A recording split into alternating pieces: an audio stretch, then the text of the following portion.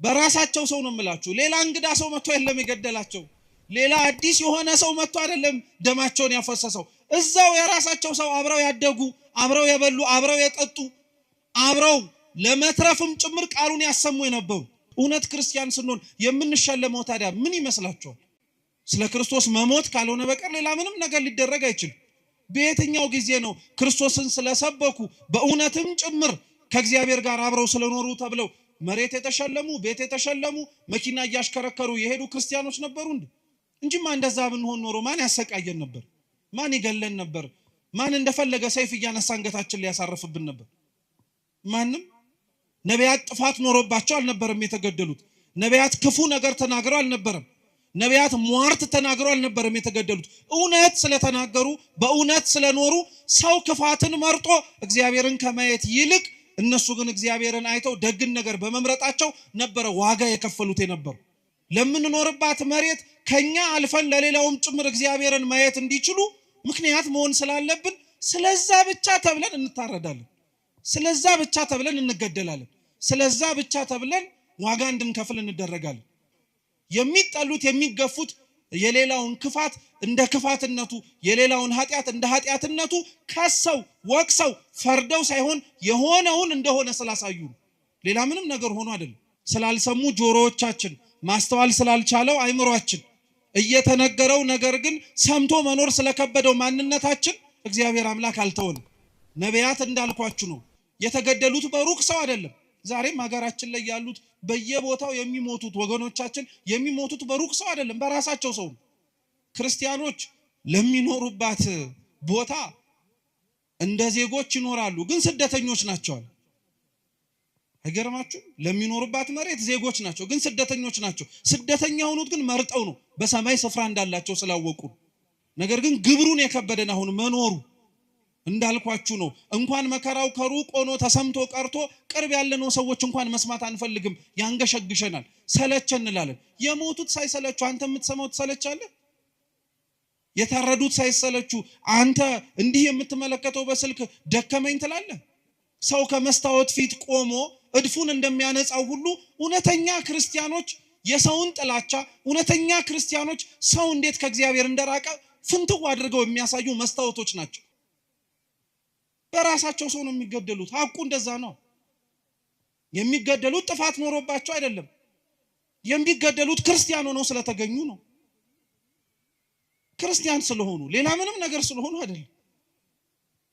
እንዲህ ብለን ለመናገር፣ እንዲህ ብለን ለማውራት፣ እንዲህ ብለንም ጭምር እውነታውን ለመመስከር ስለከበደን ካልሆነ በቀር እውነታው ግን ይህ ነው። ነቢያት የሞቱት ለዚህ ነው። ዛሬም ያሉት ሰዎች የሚሞቱት ለዛው ነው። ነቢያቱ መገደላቸው፣ ነቢያቱ መሞታቸው የወይኑ የባለቤቱን ስፍራ ግን ይበልጥ እንዲያውም ሌሎች መልእክተኞችን እንዲልክ ነው ያደረገው እንጂ ስለገደሉብኝ ብሎ እንዲያስቀምጣቸው አልተገደደም። እየሰማችሁ ነው?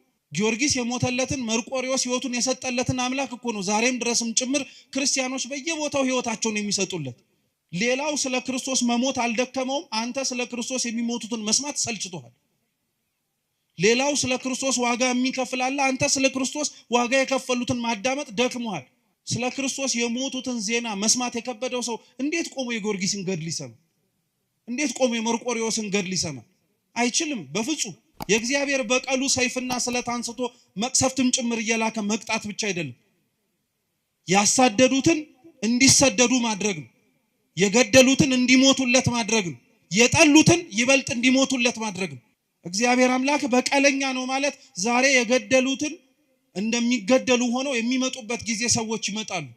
ታያላችሁም ጭምር እግዚአብሔር ያደረገው። ዛሬ ያሳደዷትን ቤተክርስቲያን የሚሰደዱላት ይሆናሉ። ዛሬ የገደሏቸውን ሰዎች መልሰው የሚገደሉ ሆነው ስለ እግዚአብሔር አንገታቸውን የሚሰጡ ይሆናሉ። ይሄ ቤተክርስቲያናችን ሕይወት ላይ ነበረ ነው። በሁለተኛው ግልጽ የሆነው ምክንያታቸው ደግሞ እርሱን ከገደልን ወራሹንም ጭምር ካወጣን ባለቤትነቱ የቦታው የኛ ይሆናልን ብለው ጭምር ስላሰቡ ነው። እውነተኛ የሆኑ ክርስቲያኖች አድራሻቸው ጎልጎታ ላይ ነው። እውነተኛ የሚኖሩ ክርስቲያኖች የሚታዩት ከመስቀሉ ስር ነው። ስለ አምላካቸው መከራ እየተቀበሉ ማለት ነው። ስለ እግዚአብሔር ለመሞት ከመመኘታችሁ በፊት መጀመሪያ ስለ ክርስቶስ መኖርን መናፈቅ መቻል አለባችሁ። የዛን ጊዜ ላይ ገዳይ እስኪመጣም አትጠብቁም። እናንተው ራሳችሁ ለመሞትም ጭምር ትንደረደራላችሁ። ሞቱን መጀመሪያ ምን አስመኘህ? መኖሩን እስኪ መጀመሪያ ልመደው እኔ ለሃይማኖቴ ሞታለሁ ትላለህ። አረ መኖሩን መጀመሪያ እስኪ ጀምረው። እንዲሁ ዝም ብሎ የሚሞት ይመስላል? እንዲሁ ዝም ብሎ አንገት የሚሰጥ ይመስላል? አይደለም። ክርስቲያኖች መኖር የጀመረ ሰው ነው ለመሞትም ጭምር የሚቸኩል። ያፈረስናቸው ህጎች በሙሉ የናድናቸው ስርዓቶች በሙሉ ችግር የለም ብለን ገሸሽ ያደረግናቸው የቤተ ክርስቲያን ህይወቶች በሙሉ ዛሬ መተው ዋጋ እያስከፈሉን ያሉት እነሱ ናቸው። እንደተሰበከልን ያልኖር ነው፣ እንደተነገረን ያልፈጸም ነው፣ እንደምንሰማው ለመኖርንም ጭምር ያልፈቀደንና ያልወደድን ማለት ነው። አሁን እንኳን በዚህ ሁሉ ውጣ ወረድ አሁን እንኳን ባለንበትና በመንሰማው መልካም ባለውና ዜና ውስጥ እንኳን ሆነን እኮ እንደው ስለ ራሳችን ብለን መቀየር እንኳን ቢከብደን ስለ ቤተ ክርስቲያን ብለን እንኳን እኮ አንገትም አንደፋነን።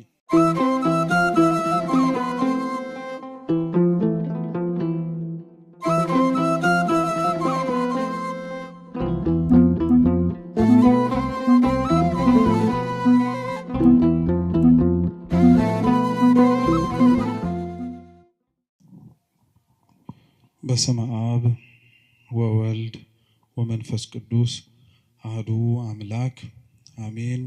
በስመ አብ ወወልድ ወመንፈስ ቅዱስ አሐዱ አምላክ አሜን። በስመ አብ ወወልድ ወመንፈስ ቅዱስ አሐዱ አምላክ አሜን። ክቡራን አባቶቻችን፣ አበው መነኮሳት፣ አባቶች ካህናት፣ ወንድሞች ዲያቆናት፣ ሊቃውንተ ቤተ ክርስቲያን፣ መምህራን፣ ዘማሪያን፣ እንደየማዕረጋችሁ ከሩቅም ከቅርብም የተገኛችሁ የልዑል እግዚአብሔር ቤተሰቦች በወደደን ባከበረን በአምላካችን ፍጹም ሰላም እንደምን ዋላችሁ? እንደምን አመሻችሁ?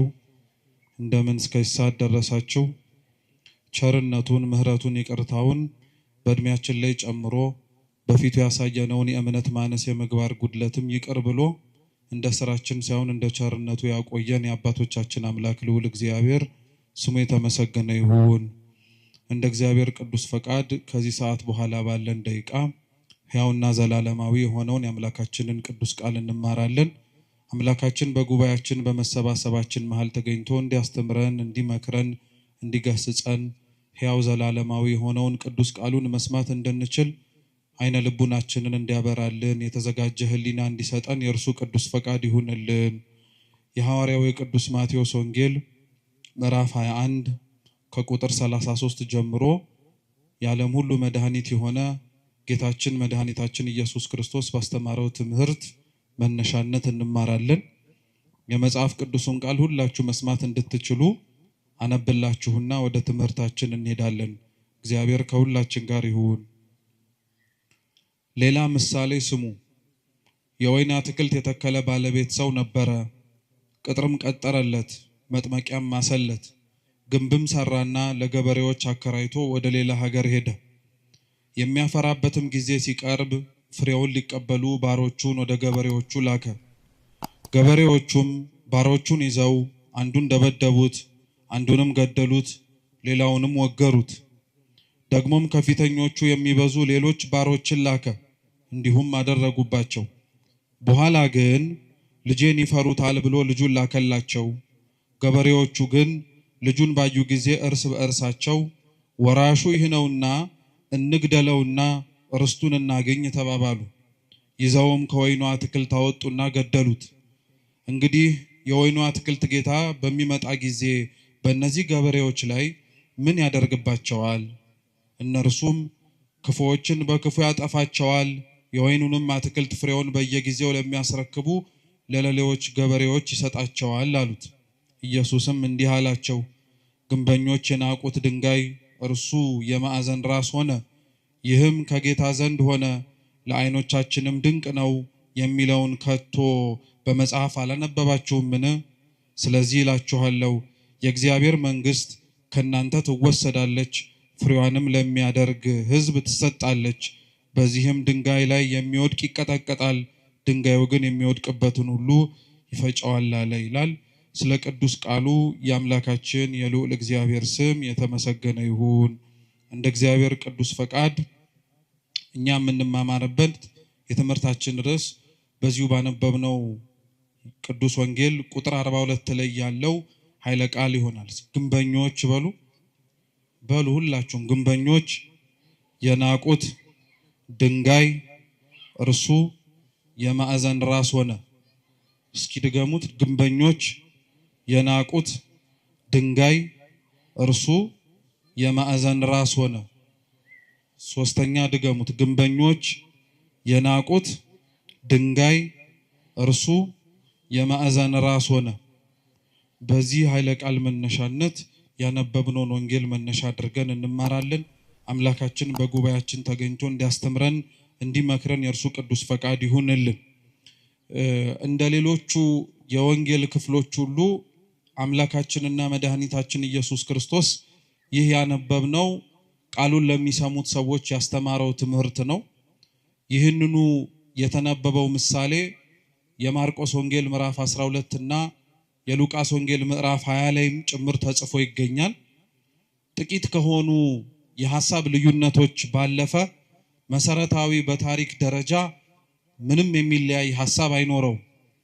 አንድ የወይን አትክልት ስፍራ የነበረው ሰው እንደነበረ ለወይኑ አትክልት ስፍራ የሚያስፈልገውን ነገር በሙሉ እንዳደረገለት በኋላም ደግሞ ያደረገለትን የወይኑን ስፍራ ፍሬውን ለመቀበል ሰዎችን እንደላከ እነዛም የተላኩት ሰዎች በየተራቸው ፍሬውን ለመቀበል ሲሄዱ እንደተገደሉ በመጨረሻም ደግሞ ልጁን እንደላከና ልጁን ደግሞ ሲያዩ ይበልጥ እንደተናደዱና እንደተበሳጩ ልጁንም እንደገደሉት ጭምር ይናገራል።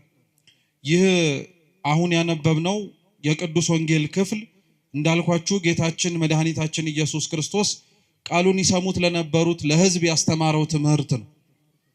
ጌታችን ኢየሱስ ክርስቶስ በዋነኝነት ቃሉን በሚያስተምርባቸው ስፍራዎች ላይ ለሚገኙት ሰዎች በሙሉ ትምህርትን ያስተላልፍ የነበረውና የሚሆኑ ነገሮች ከመሆናቸው በፊት አስቀድሞ ያዘጋጃቸው የነበረው ክፉዎች ከክፋታቸው እንዲጠበቁ፣ መልካሞች ደግሞ ክፉዎች በሚያደርጉት ስራ ላይ እና በድርጊታቸው በመነሳት ተስፋ ቆርጠው የሚመጣውን ክብርም ጭምር እንዳያጡ ነው። እግዚአብሔር አምላክ ክፉዎች በክፋታቸው እንዲቀጥሉ አይፈልግም። ልቡና ሰጥቷቸው ማስተዋሉንም ጭምር ታድለው ራሳቸውን በንስሐ እንዲመልሱ ከሚመጣው ክፋትም ጭምር ራሳቸውን መጠበቅ እንዲችሉ ይፈቅዳል። እንዲሁ የሚያደርገው አምላካችን ደግሞ ደጎች ሆነው ደግሞ መከራውን ለሚቀበሉ፣ ደጎች ሆነው ደግሞ ስቃዩንም ጭምር ተሳታፊ ለሚሆኑት ደግሞ እንደጠሩት የአምላካቸው ድምፅ ዝምታው ቢዘገይባቸው ዋጋ እንደሌላቸው መስሏቸው በሃይማኖታቸው በጽናታቸውም ጭምር እንዳይገኙ ሊያደርጋቸው ከሚችለው ነገር በሙሉም እንዲሸሹም ወይም እንዲቆጠቡም ጭምር ይፈልጋል።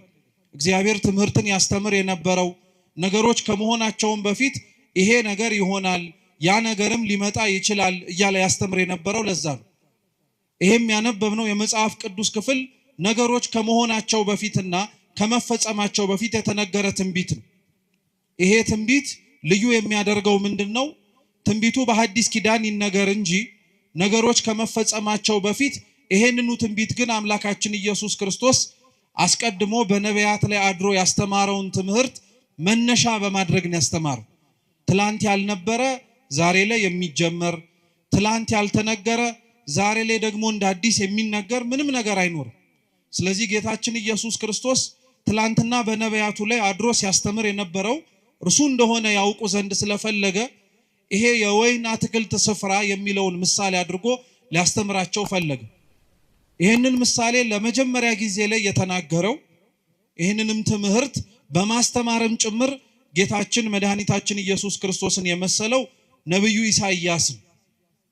ነብዩ ኢሳይያስ በትንቢተ ኢሳይያስ ምዕራፍ 5 ከቁጥር 1 ጀምሮ አምላካችን ልዑል እግዚአብሔር ያስተማረውን ይህንኑ የወይን አትክልት ስፍራን ምሳሌ መስሎ አስተምሮበታል። ይሄ የወይን አትክልት ስፍራ ቅጥር የተማሰለት፣ መጭመቂያ የተዘጋጀለት፣ በኋላም ደግሞ ማማ ተዘጋጅቶለት እየተጠበቀ የነበረው ኢሳይያስ በኦሪቱ የተናገረለት የእስራኤል ሕዝብና እስራኤላውያን ናቸው።